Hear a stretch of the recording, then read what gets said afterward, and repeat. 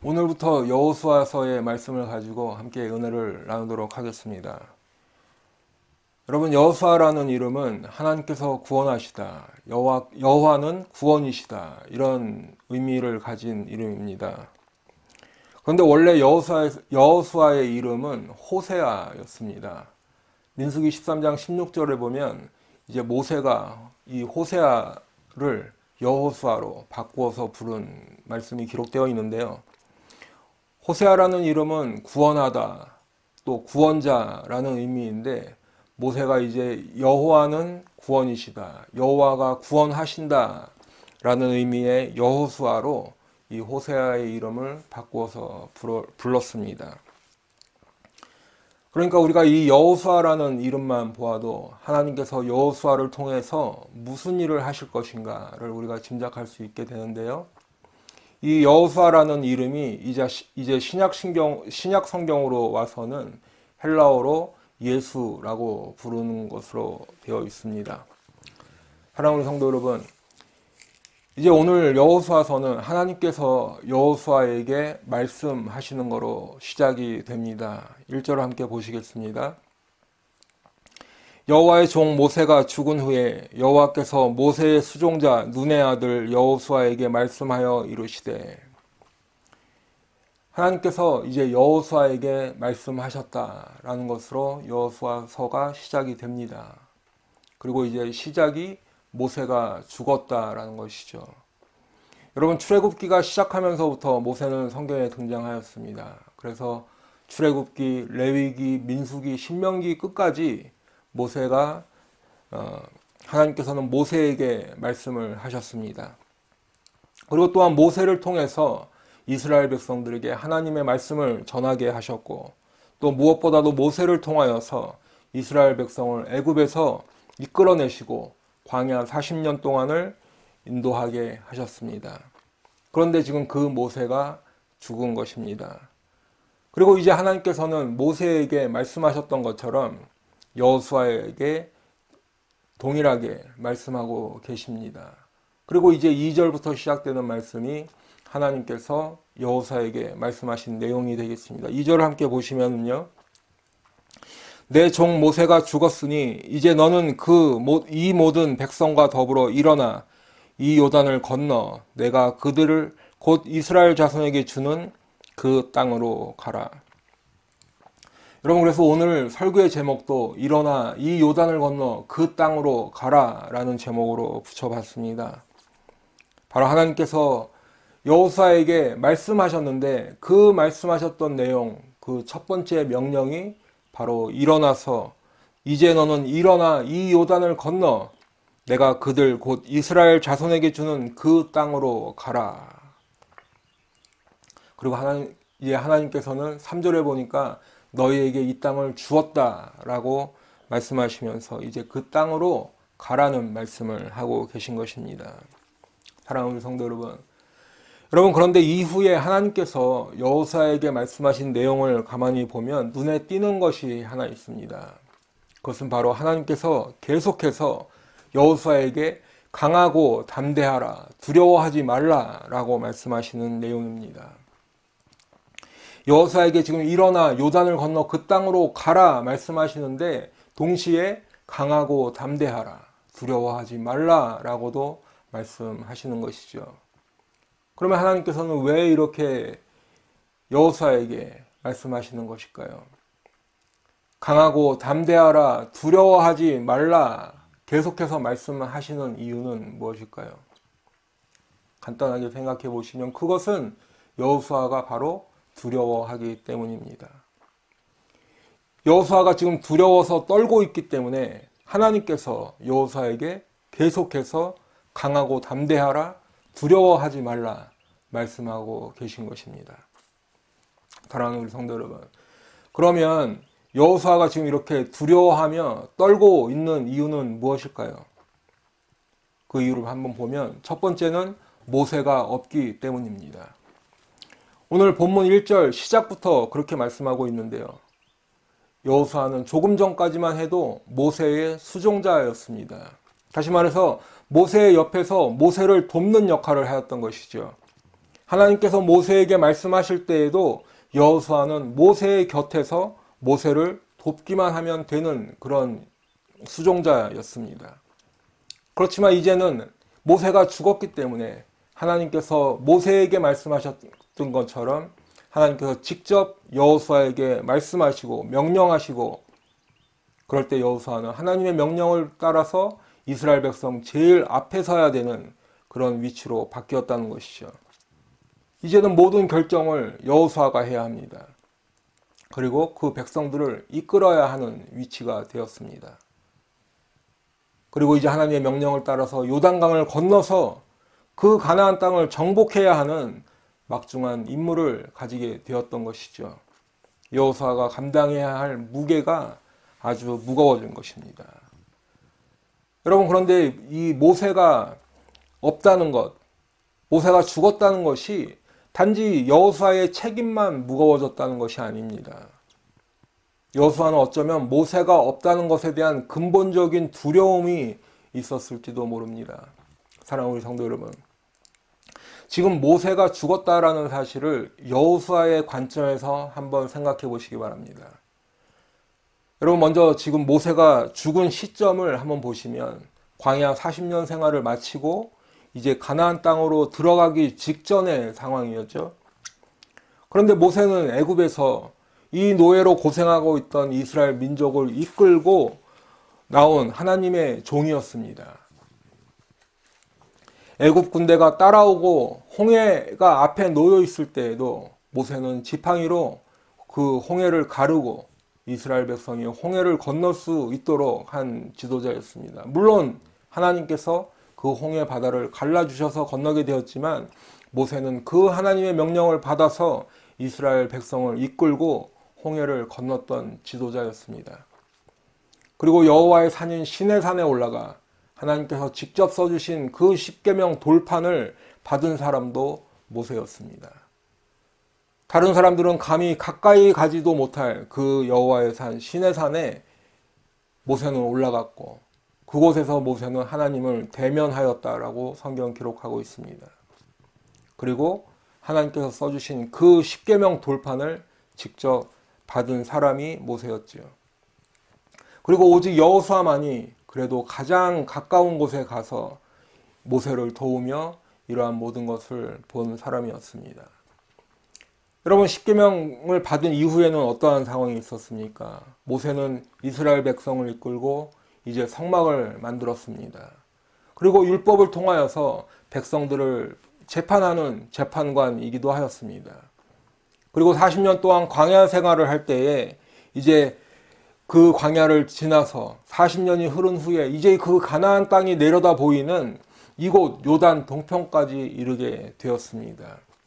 그리고 지금은 이제 하나님께서 아브라함에게 약속하셨던 그 적과 꿀이 흐르는 그 약속의 땅을 눈앞에 두고 있는 그 시점인 것입니다.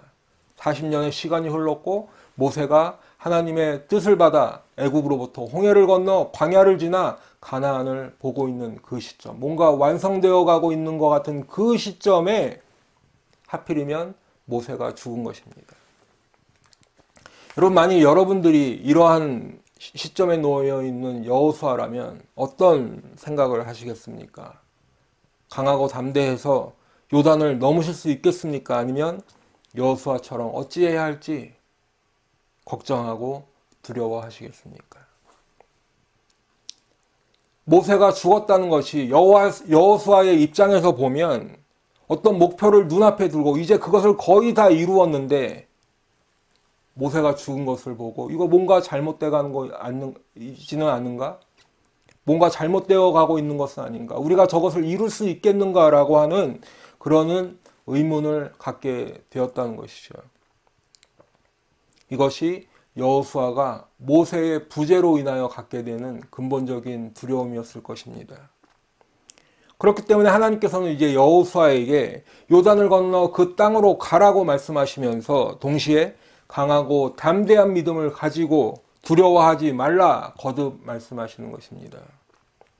이제 모세는 죽었고 상황은 이런 것이 현실이지만 여호수아가 의지해야 될 사람은 모세가 아니라 바로 하나님, 지금 여호수아에게 말씀하시고 이제까지 이스라엘 백성을 인도하여 내신 그 하나님이신 것을 여호수아에게 말씀하고 계신 것입니다. 사랑하는 성도 여러분, 우리도 우리의 인생을 살다 보면 이러한 일들을 겪게 되는 것입니다. 무언가 일을 쭉 이루어 가다가 이제 목표가 보이고 이제 거의 다 이루었다고 생각했는데 갑자기 돌발 상황이 생기는 것이죠. 아니면 내가 어떤 의지하고 있던 사람이 갑자기 내 곁을 떠나기도 하게 됩니다. 아니면 내가 뜻하지 않게 어떠한 막중한 책임을 가지고 그런 자리로 갑자기 올라갈 수도 있게 되는 것입니다. 하지만 그럴 때일수록 우리는 더욱 강하고 담대하게 되시기를 축원합니다. 사람을 의지하는 것이 아니라 내 계획을 내가 이루려고 하는 것이 아니라 지금도 우리들에게 강하고 담대하라, 두려워하지 말라 말씀하시는 하나님만 의지하시면서 하나님만 바라보시면서 신앙생활을 끝까지 승리하시는 우리 성도들 다 되시기를 간절히 축원합니다. 여러분, 우리들이 걱정한다고 문제가 해결되는 것이 아닙니다. 우리가 두려워한다고 해서 그 요단강을 자동으로 건너가게 되는 것도 아닙니다.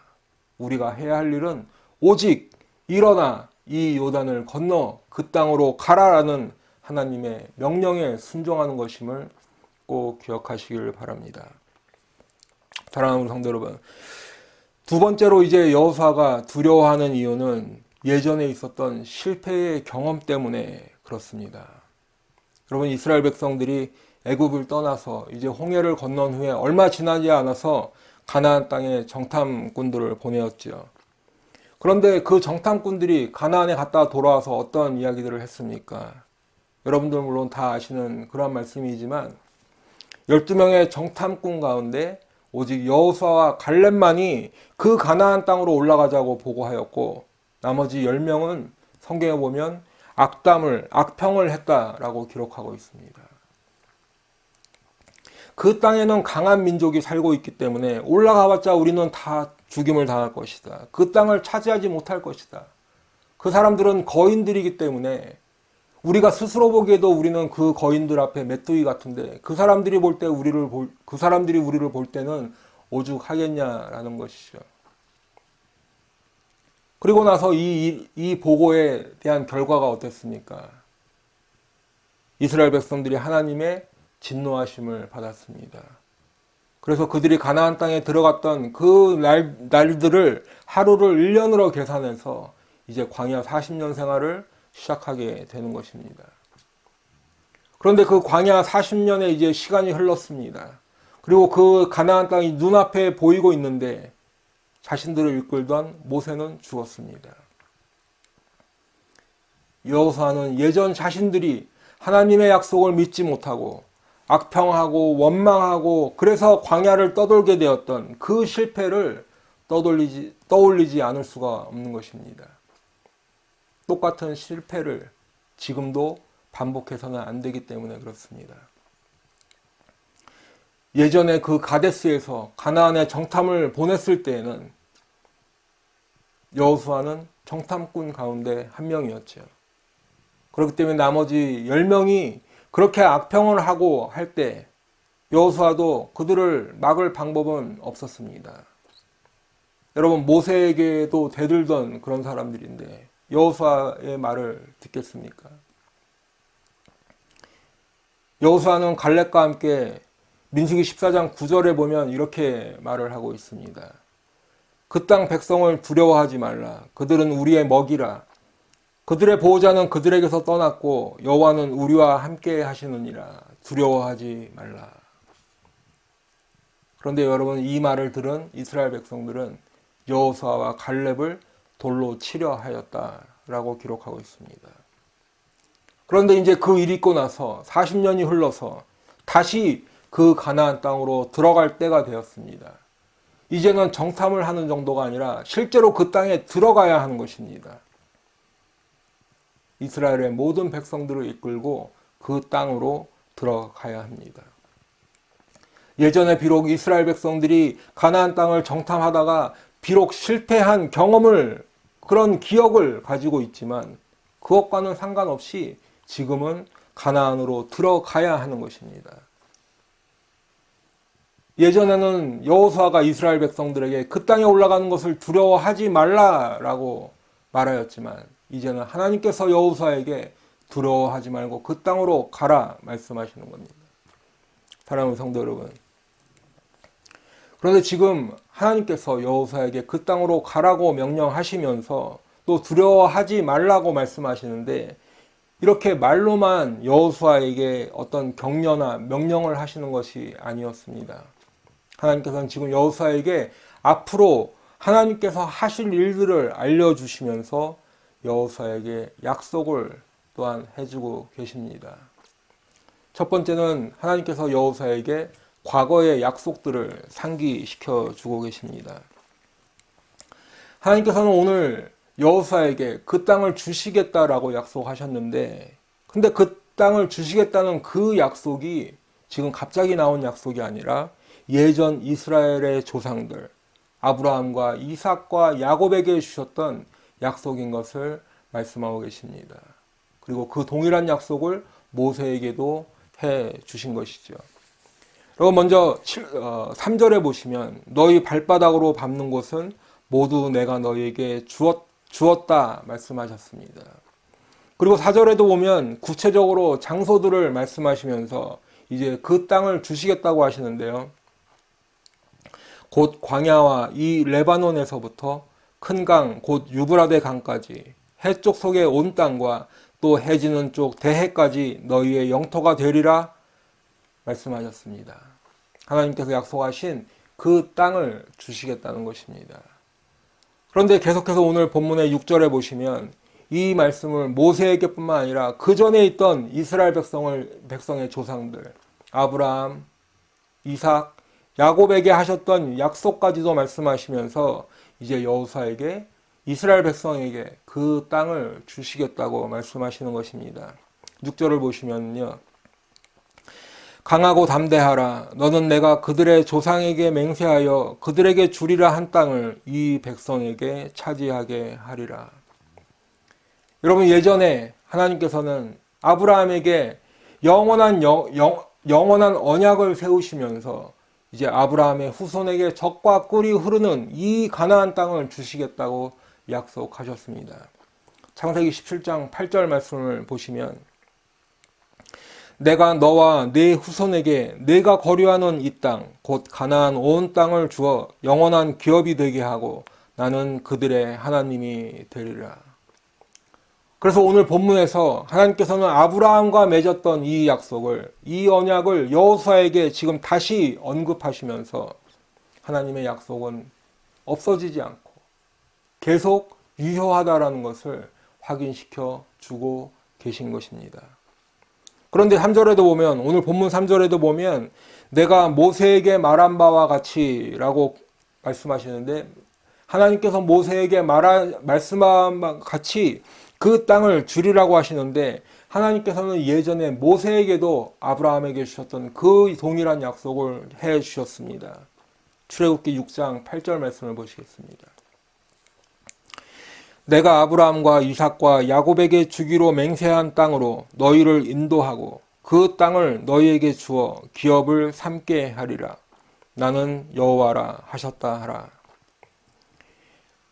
하나님께서 이제 이스라엘 백성을 애굽에서 구출해내시기 위해서 모세를 부르셨는데 그 모세를 부르실 때에도 아브라함과 이삭과 약속에게 주셨던 그 약속, 그 땅에 대한 약속을 모세에게도 하고 계신 것이죠. 그리고 그 약속이 여호수아에게까지 이어져서 하나님께서는 지금 여호수아에게도 그 동일한 약속을 다시 상기시켜 주고 계신 것입니다. 사랑하는 우리 성도 여러분, 그렇기 때문에 우리가 깨달아야 하는 것은 하나님의 약속은 반드시 이루어진다는 사실을 깨달아야 하는 것입니다. 하나님께서 하신 약속, 하나님께서 주신 말씀은 반드시 이루어진다는 것을 꼭 믿으시기 바랍니다. 하나님께서 이제 아브라함과 이삭과 야곱에게 주셨던 그 젖과 꿀이 흐르는 땅에 대한 약속은 아주 오래된 약속이었죠. 그리고 그 이후로도 400년이 넘는 시간 동안 이스라엘 백성은 애굽에서 종으로 살았습니다. 그렇기 때문에 이제 그렇게 많은 시간이 흐른 후에 이스라엘 백성은 그 하나님의 약속이 정말 이루어질까? 하나님의 약속이 이루어질 것이라고 믿는 사람은 거의 없었습니다. 다시 말씀드리면 하나님의 말씀을 이 이스라엘 백성 후손들이 읽고 배워서 머릿속으로 이해는 하는데 그 말씀이 실제가 되어서 실제로 우리 삶에서 이루어질 것이라는 믿음은 거의 없었다는 말씀입니다. 그것을 어떻게 알 수 있는가요? 여러분, 모세가 이스라엘 백성들에게 처음에 가서 하나님께서 우리 백성들을, 이스라엘 백성들을 구원해 내셔서 애굽에서 구원해 내셔서 이제 그 가나안 땅으로 우리를 인도하실 것이다 전하러 갔었죠. 하지만 이스라엘 백성들은 그다지 큰 기대가 없었습니다. 모세가 바로 왕을 찾으러 갈 때에 이스라엘 백성들의 반응을 보면 더욱더 알 수 있습니다. 그뿐만 아니라 도중에 이제 광야를 살아갈 때에도 이스라엘 백성들은 조금만 어려운 일이 생기며 그래서 틈만 나면 애굽으로 돌아가려고 했습니다. 오히려 가나안으로 나아가는 것을 두려워하였습니다. 그런데 그렇게 오랜 시간을 기다렸던 하나님의 약속이 이제 여호수아의 시대, 지금 이 여호수아를 시작하면서 눈앞에서 이루어지려고 하는 그 시점이 된 것입니다. 하나님의 말씀이, 하나님의 약속이 예전 약속이었는 것으로만 생각을 했는데 그 약속이 실제로 이루어지는 그 순간을 보게 된 것이죠. 하나님의 약속의 말씀은 하나님의 때에 하나님께서 반드시 이루신다는 것을 꼭 믿으시기 바랍니다. 하나님의 약속이 이루어지는 것은 때로 우리가 보기에는 굉장히 더디어 보입니다. 그냥 시간만 흘러가는 것 같습니다. 하지만 하나님께서 이루실 때에는, 그때에는 반드시 이루어지게 되는 것을 꼭 기억하시기 바랍니다. 여러분, 그렇기 때문에 여호수아는 단순히 두려워하고만 있을 수 없었습니다. 그래서 오늘 본문 이후에 이제 11절 말씀에 보면 여호수아가 사흘 안에 이 요단을 건널 것이다, 준비하라고 이스라엘 백성에게 명령하고 있는 것을 볼 수 있습니다. 여러분, 두 번째로 하나님께서 여호수아에게 주시는 약속은 이제 미래에 대한 약속을 해주십니다. 하나님께서는 여호수아에게 이제 그 땅으로 가라고 말씀하시면서 미래에 대한 약속을 해주시는데 그 첫 번째가 내가 너와 함께 할 것이다. 함께 해주신다는 약속을 주셨습니다. 여러분, 5절 말씀해 보시면 내가 너와 함께 있을 것임이라 말씀하시고 또 9절에도 보면 내가 어디로 가든지 내 하나님 여호와가 너와 함께 하느니라 약속해 주셨습니다. 미래에 대한 약속으로 과거에 대한 약속을 상기시켜 주시는 것과 동시에 내가 너와 함께 하리라 약속해 주고 계신 것입니다. 사랑하는 성도 여러분, 하나님께서 우리와 함께 해 주신다는 이 약속, 이것이 얼마나 큰 복인지를 꼭 깨달으시는 우리 성도님들 다 되시기를 축원합니다. 여러분, 사람은 우리가 의지하던 사람이 우리를 떠날 수 있죠. 내가 의지하던 부모, 내가 의지하던 자식, 내가 의지하던 친구, 내가 의지하던 그 사람, 우리 곁을 떠날 수 있습니다. 어떤 사람은 건강을 자신해도 어느 날 갑자기 몸에 병이 올 수 있고, 그리고 또 어떤 사람은 돈을 의지해도 그 돈이 우리를 영원히 지켜줄 수도 없는 것입니다. 하지만 우리 하나님께서는 영원하시고 또 능력이 있으시기 때문에, 전능하신 하나님이시기 때문에 우리와 함께 해주시겠다는 이 약속을 반드시 지키시는 분이심을 꼭 믿으시기 바랍니다. 여러분, 하나님께서 우리와 함께 해주신다는 이것을 임마누엘이라고 합니다. 이사야서 7장 14절 말씀에 보면 보라, 처녀가 잉태하여 아들을 낳을 것이요 그의 이름을 임마누엘이라 하리라 말씀하셨습니다. 그런데 이 말씀이 이제 마태복음 1장에 와서 이 이사야서의 말씀이 그대로 이루어진 것을 우리는 볼 수 있죠. 그것이 누구를 통해서 이루어졌습니까? 바로 예수님을 통해서 이루어졌습니다. 마태복음 1장 23절 말씀에 보시면 보라, 처녀가 잉태하여 아들을 낳을 것이요 그의 이름은 임마누엘이라 하리라 하셨으니 이를 번역한 즉 하나님이 우리와 함께 계시다 함이라. 바로 이사야서에서 하셨던 그 말씀이 예수를 통하여 이루어진 것입니다.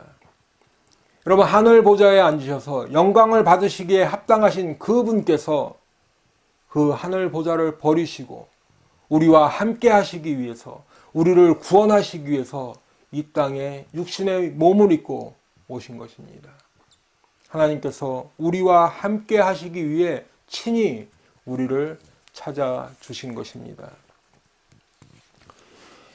여러분, 오늘 처음에 여호수아라는 이름이 하나님께서 구원하신다, 하나님은 구원이시다, 그런 의미를 가지고 있다 말씀을 드렸는데, 여호수아라는 이름이 신약에 와서는 예수라고 불렸다라고 했죠. 그렇기 때문에 오늘 마태복음 1장 21절 말씀에 보시면은요, 아들을 낳으리니 이름을 예수라 하라. 이는 그가 자기 백성을 그들의 죄에서 구원할 자이심이라 말씀하고 있습니다. 바로 하나님께서 우리를 구원하시는 그 이름이 바로 예수입니다. 하나님께서 우리들과 함께 해주신다는 그 약속이 예수를 통하여 이루어지고 있는 것입니다. 그런데 여러분, 그 약속을 지금 여호수아에게도 동일하게 해 주시는 것입니다. 여러분, 아무리 여호수아가 자신의 이름의 의미가 하나님은 구원이시다라는 의미의 이름을 가지고 있는 그런 사람이라고 해도 여호수아 자신도 역시 하나님의 은혜로 구원을 받아야 하는 인간인 것이죠. 그렇기 때문에 여호수아에게도 하나님께서 내가 너와 함께 하리라 약속해 주고 계신 것입니다. 하나님께서 해주시는 미래에 대한 약속 두 번째는요, 바로 형통하게 해 주신다는 약속입니다. 형통하리라. 지금 7절과 8절에서 하나님께서는 형통하리라 말씀하고 계시는데요. 사랑하는 성도 여러분, 형통하리라 라는 말씀을 들으시면 무슨 생각이 먼저 드십니까? 형통하리라 하면 뭔가 작년보다는 좀 더 나아진 상황, 작년보다는 좀 더 부자가 되어 있고, 작년보다는 더 건강해지고, 작년보다는 더 높은 자리에 올라가 더 성공하는 그러한 것들을 생각하실 것입니다. 하지만 오늘 본문에서 말씀하시는 형통하리라는 그러한 의미가 아닌 것입니다. 오늘 본문에서 형통하리라로 번역된 이 단어는 원문에서 보면 히브리어로 사칼이라는 단어입니다. 그런데 이 사칼이라는 단어의 의미는 신중하다, 분별력이 있다, 총명하다, 지혜롭다, 깨닫다, 이런 의미를 가지고 있는 것입니다.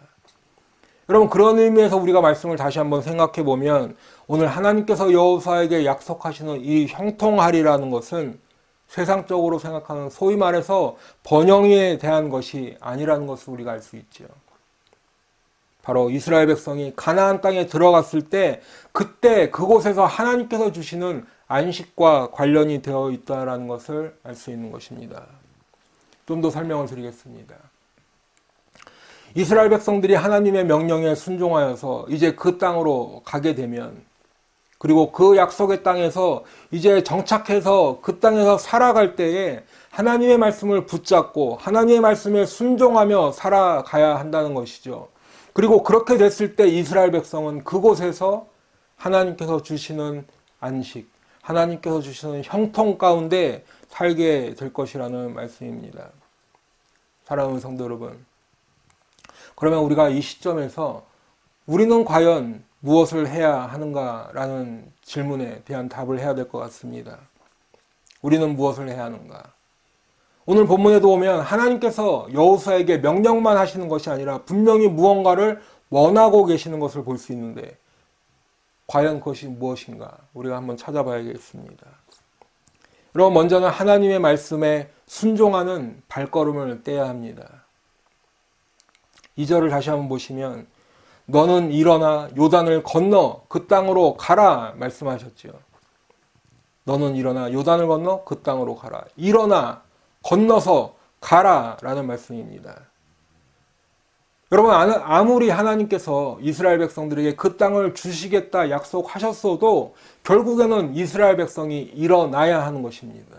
이스라엘 백성이 그 요단을 건너야 하는 것이고 이스라엘 백성들이 그 땅에 가야 하는 것입니다. 여러분, 이 말씀은 지금 우리들에게도 똑같이 적용할 수 있는데요. 우리는 하나님의 말씀에 귀를 기울이고, 그래서 하나님께서 일어나 건너서 그곳으로 가라 하셨을 때 우리는 아무 때라도 어느 때라도 일어나야 하는 것입니다. 건너야 하는 것입니다. 그곳으로 가야 하는 것입니다. 그렇게 순종해야 하는 것입니다. 그러기 위해서는 두 번째로 우리는 두려워하지 말아야 합니다. 우리들은 실패를 두려워합니다. 거절도 두려워합니다.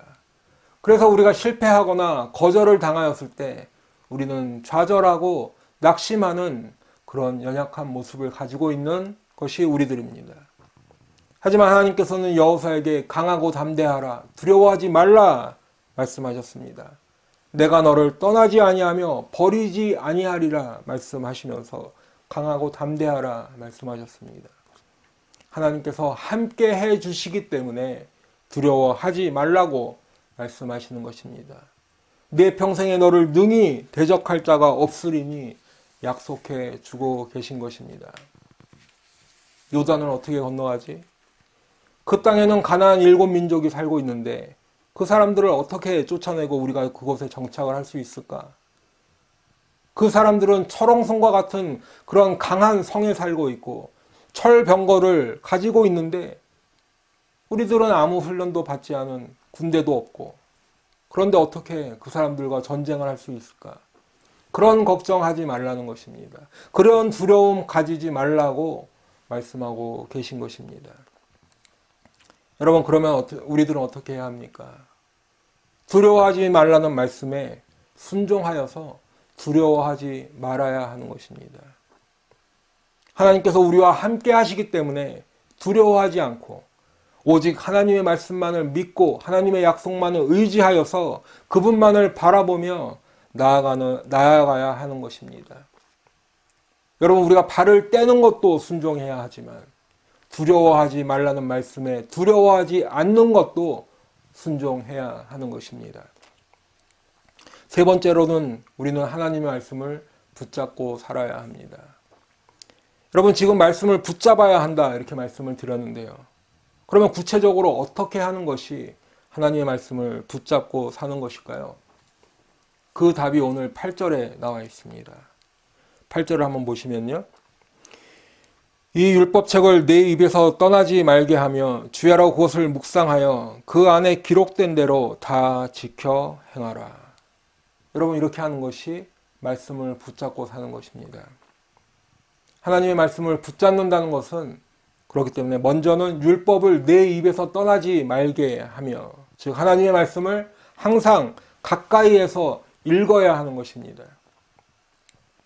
여러분, 우리 교회는 매일 새벽 기도의 시간에 성경을 4장씩 읽고 기도하고 있습니다.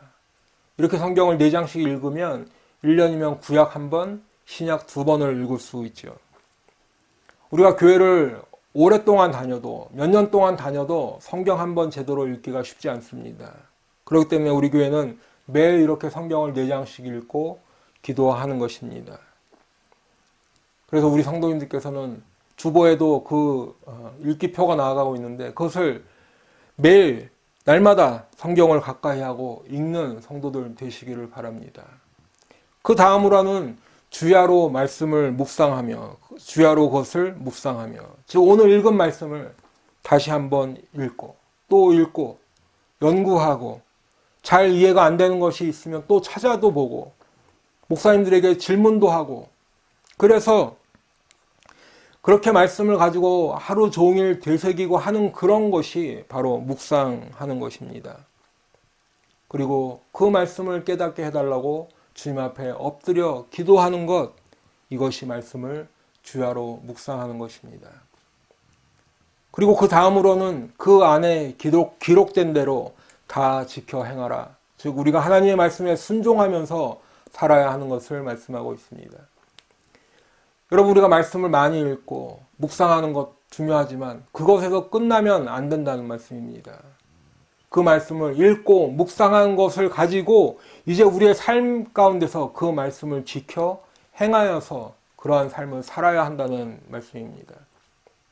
말씀을 읽고 묵상하고 그대로 순종하는 것이 바로 말씀을 붙잡고 사는 것입니다. 그런데 여러분, 아무리 우리가 성경대로 살려고 노력을 해봐도 그 말씀을 다 지키면서 살 수 있는가요? 그것은 불가능한 일입니다. 그러니까 그 말씀을 지킨다라고 했을 때는 무슨 바리새인들처럼 어떤 리스트를 만들어 가지고 하나하나 지키나 안 지키나를 체크하라는 그런 의미가 아니라, 그러면 우리가 어떻게 말씀을 지키며 살 수 있을까요? 그것은 바로 우리가 율법의 가장 기본 정신이라고 할 수 있는 하나님을 사랑하고 이웃을 사랑하라는 그 사랑이 먼저 선행되어야 한다는 것입니다. 그리고 그 하나님을 사랑하고 이웃을 사랑하려는 그 사랑을 바탕으로 해서 그 말씀을 지키며 살라는 의미입니다. 제가 언젠가도 말씀을 드렸지만, 사랑하면 그 사랑하는 사람에게 하는 행동이나 이런 것들이 의무가 아니라 사랑으로 하기 때문에 그것이 힘이 들거나 이런 것이 아니라는 말씀을 드렸죠. 우리가 하나님을 사랑할 때 하나님 말씀에 순종하는 것이 어떤 체크리스트에 있는 그런 의미에서가 아니라 하나님을 사랑하기 때문에 우리가 그 말씀을 지키며 살 수 있는 것입니다. 그렇게 사는 사람은 앞에 7절에서 말씀하는 것처럼 율법을 다 지켜 행하여 우로나 좌로나 치우치지 않고 살아갈 수 있는 것입니다. 하나님의 말씀을 읽고 묵상하는 이 모든 것들이 바로 하나님의 말씀에 순종하기 위한 밑바탕이 되는 것입니다. 하나님을 사랑하고 이웃을 사랑하는 삶을 살 수 있게 되는 것입니다. 하나님의 말씀에 순종하는 것이 기쁨이 되고 즐거움이 되는 것입니다. 사랑하는 성도 여러분, 이제 말씀을 마치도록 하겠습니다. 오늘 좀 많은 내용을 짧은 시간에 이렇게 말씀을 드렸습니다. 다시 한번 좀 정리를 해드리면, 하나님께서 여호수아에게 너는 일어나 이 요단을 건너 그 땅으로 가라 명령하셨습니다. 그러면서 이제 여호수아에게 강하고 담대하고 두려워하지 말라 말씀하셨는데, 그 이유는 여호수아가 지금 두려워하고 있기 때문이란 말씀을 드렸습니다. 여호수아는 지금 모세가 가나안 정복을 앞에 두고 죽었기 때문에 두려워하였을 것이고, 또한 예전에 가나안 정탐을 갔다가 그 하나님의 진노로 광야 40년 생활을 하게 되었던 그 이스라엘 백성들의 이 실패의 경험 때문에 두려워하였을 것입니다. 하지만 하나님께서는 그러한 여호수아에게 강하고 담대하라, 두려워하지 말라 말씀하시면서 두 가지 약속을 주셨지요. 먼저는 과거에 아브라함과 이삭과 야곱에게 주셨던 약속, 그리고 모세에게도 이어서 해주셨던 이 젖과 꿀이 흐르는 이 땅을 네 자손에게 주리라는 이 약속을 말씀하셨습니다. 그리고 그러한 약속들을 여호수아에게도 다시 재차 말씀하시면서 상기시켜 주셨습니다. 그리고 이제 그 하나님의 약속이 여호수아 시대에 말씀으로만 있던 것이, 약속으로만 있던 것이 이제 실제로 성취되는 것을 약속하셨습니다. 광야와 레바논에서부터 유브라데 강과 이 서쪽 대해에 이르기까지 그 땅의 지경도 말씀해 주셨습니다. 그 땅이 너희의 영토가 될 것이다. 내가 이 땅을 이미 너희에게 주었다 말씀하셨습니다. 그리고 너와 함께 하리라, 형통하게 하리라라는 약속도 주셨습니다. 그렇기 때문에 여호수아는 하나님의 말씀에 순종만 하면 되는 것이었습니다.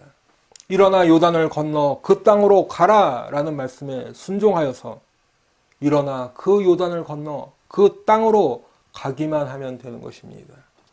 두려워하지 말라고 하시니 두려워하지 않고 담대히 발걸음을 떼면 되는 것입니다.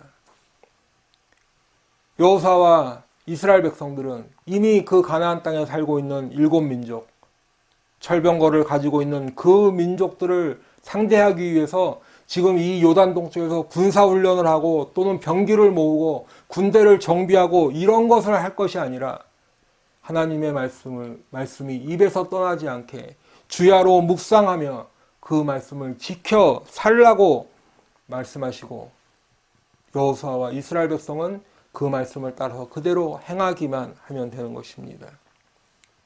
그리고 지금 그 말씀을 약속의 땅에 들어가서 살게 되는 이 하나님의 백성들에게 하나님께서 요구하고 계신 것입니다. 사랑하는 우리 성도 여러분, 우리는 오늘 각자에게 들려주시는 하나님의 음성이 무엇인가요? 우리에게 들려주시는 각자의 하나님의 음성은 다 다를 것이지만 분명히 음성을 들려주셨을 것입니다. 어떤 분은 아직도 하나님의 이 말씀은 들었지만 아직도 그 말씀대로 발을 떼지 못하는 분도 계실 것이고, 또 어떤 분은 발은 떼려고 하는데 두려움 때문에 선뜻 나서지 못하고 걱정이 앞서는 분들도 계실 것입니다. 지금 내가 의지할 수 있는 사람이 없는데, 아니면 예전에 실패했던 경험 때문에 두려워하는 분도 계실 것이고, 그래서 그러한 두려움에 사로잡혀 망설이는 분들도 분명 계실 것입니다. 여러분, 하지만 하나님께서는 우리에게 강하고 담대하라, 두려워하지 말라 말씀하십니다. 내가 너와 함께 하리라, 너를 형통하게 하리라 말씀하십니다. 그래서 일어나 그 요단을 건너 그 땅으로 가라 명령하고 계신 것입니다. 여러분, 우리들이 지금 당장 하나님의 말씀에 순종하기 위해 발을 떼어야 하는 이유입니다. 하나님께서 함께 해주시기 때문에 우리는 발을 떼어야 하는 것입니다. 요단을 건너 하나님의 약속의 땅으로 가야 하는 이유가 여기 있는 것입니다. 여러분, 우리들에게 주어진 환경이나 상황은 다 다를 것입니다. 하지만 각자에게 들려주시는 하나님의 말씀, 일어나 이 요단을 건너 그 땅으로 가라라는 하나님의 음성에, 명령에 두려워하지 않고 담대한 믿음으로 순종하는 우리 모든 성도들 다 되시기를 축원합니다. 또한 하나님의 말씀을 붙잡고 무슨 일이 있어도 내가 하나님의 말씀에는 순종하며 살리라 결단하시는 우리 성도들 다 되시기를 축원합니다. 그리고 그 말씀에 순종하여서 우리와 함께 하시는 주님께 영광 돌리며 살아가는 복된 하나님의 백성들 다 되시기를 주님의 이름으로 축원합니다. 기도하겠습니다.